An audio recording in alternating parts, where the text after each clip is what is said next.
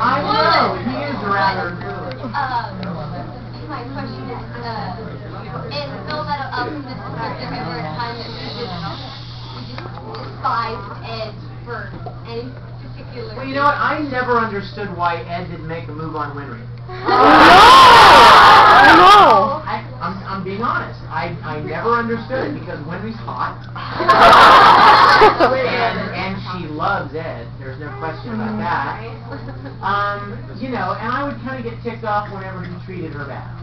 And I don't mean treat her bad like you're a jerk, but treat her bad like, you know, she would do stuff for him and then he would just run off and like wouldn't even seem like he appreciated all that she did.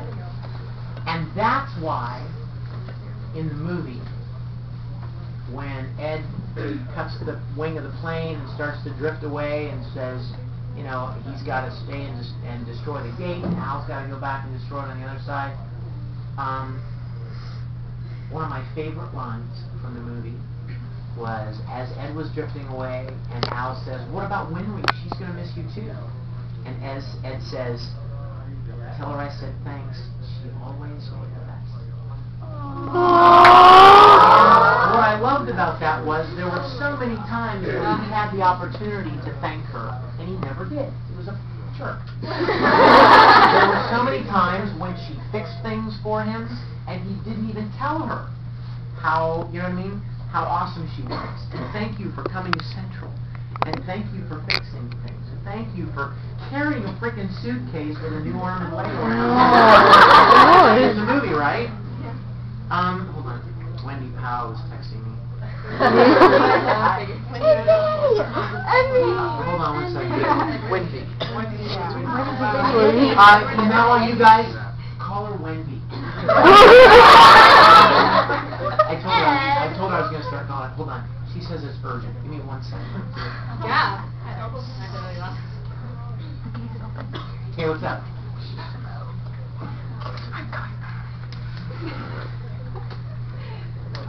Okay.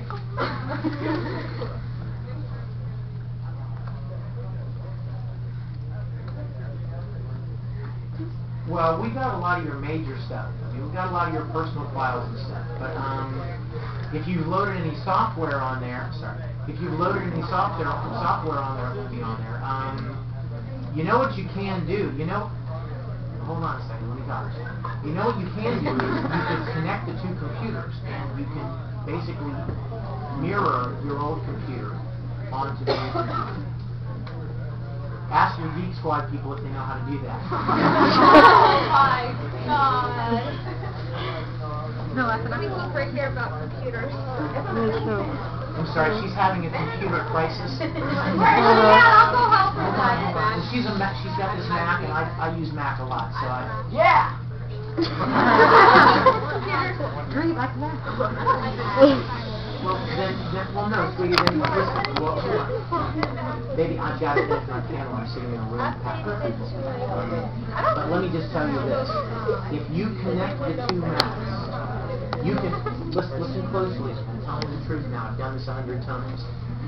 You can basically copy everything, every setting, every software program over to your new computer from your old one. Okay? Well, put him on the phone. Put Geek Squad Boy on the phone. Hold on one second. Isn't this awesome? I'm doing this right in front of you.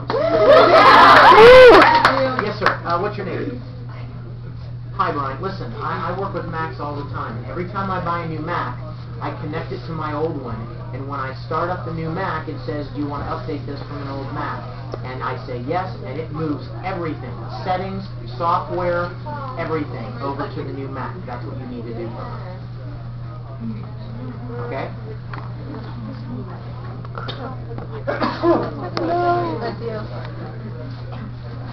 Well, what do you have to charge for?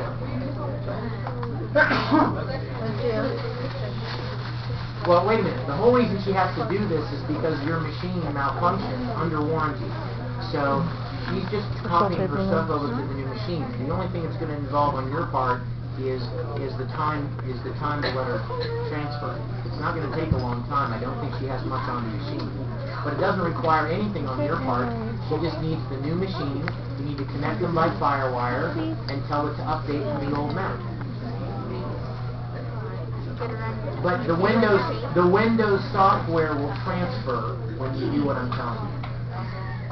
Okay? Thank you. Sorry, you guys.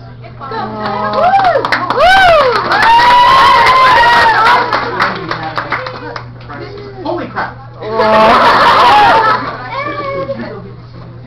Remember where we put the new? You guys,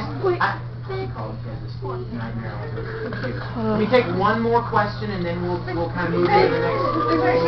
Okay, who's quite sure it's like a masterful, great question that would be renowned throughout the ages? Hold on, let's see if it's a great one. Speak into the microphone. We're not that much of a fan of yours. I don't even understand what that has to do with what I said. I mean, I was talking. I want you to lick it, honey. I was pretending it was a microphone, like talking. I know, I got that. You got very close to my face. No, what, 4 inches? I promise my spit doesn't jump off. My spit doesn't fly. Okay, let's have somebody else. How do you feel about how he affects Kenichi?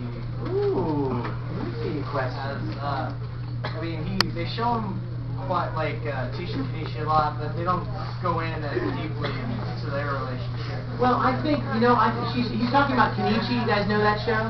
Yes. We just finished the 2nd season of it, and I play this pervert.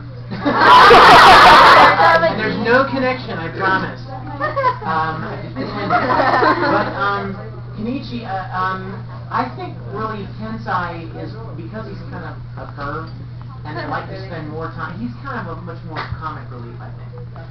He brings a lot of the comic stuff with the taking pictures of girls and hugging their skirts and being a dirty old man. I think that's kind of the humor that he brings to the group. And even though he's training Kenichi, I don't think that they focus as much on all that he's teaching Kenichi as much as the comic, the comedy that he brings to the show. But he was a lot of fun. I enjoyed playing that character. Would you like to ask your question and end this? Okay. I was just going to say, if Edward had ever met someone, boy or girl, and if that person was his age, it was actually a half an inch, maybe a little shorter than he was. I like where this is going. He would have reacted like he would love them. He would love them. He would probably adopt them to be his little brother or sister.